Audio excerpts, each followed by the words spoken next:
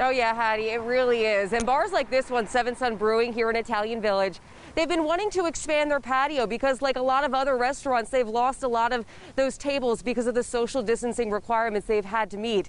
So right here, they want to expand into their parking lot because they have so much of it. But the issue is Columbus, they're not making it easy. Everybody's kind of trying to keep their head above water. Nobody's trying to make money right now. We all know it's been especially tough for our restaurants this year. In the state, Columbus is the only locality that we're aware is holding back on this. Holding back on approving temporary patio expansions. It's shifted to, well, we just don't want people to go out at all. And I completely understand that, but the reality is that people are going out. Colin Castor, owner of Seven Suns Brewing in Italian Village, has been trying to expand his patio since May. Is totally inconsistent with all of their peers. Almost every other municipality in Ohio has been approving these requests. We know that being outside is better than being inside.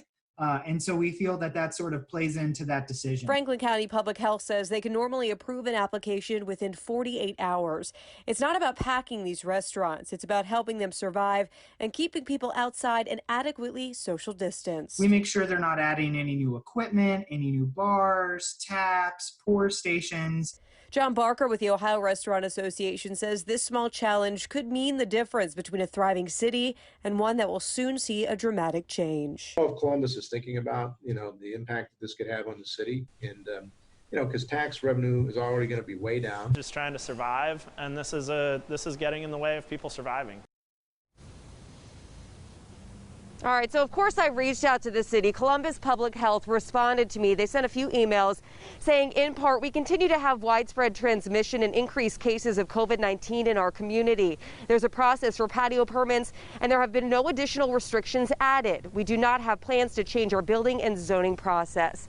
Now, what they're referring to in that very email basically is they are approving permits right now for all of these restaurants and bars to expand, but it's the normal zoning, not these temporary patio expansions. So the normal one would require this part of the expansion to have a certain amount of bathrooms, a certain amount of hand washing stations, and of course be sectioned off. A process that Colin Castor tells me could take months, and by the time they even do get approved, it could be the end of the season. So he's having a lot of issues with that, but they are approving those, but not those temporary expansions like they are all over Ohio.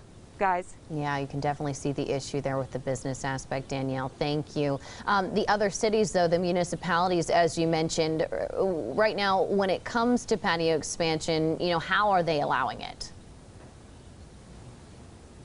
Yeah, so Hattie, that's a good question. All these other cities in Ohio, according to Barker, have been complying and doing these temporary expansions. It's just for seating. It's just expanding into these extra areas that they have to spread people out. Cincinnati's closing off streets to allow that to happen.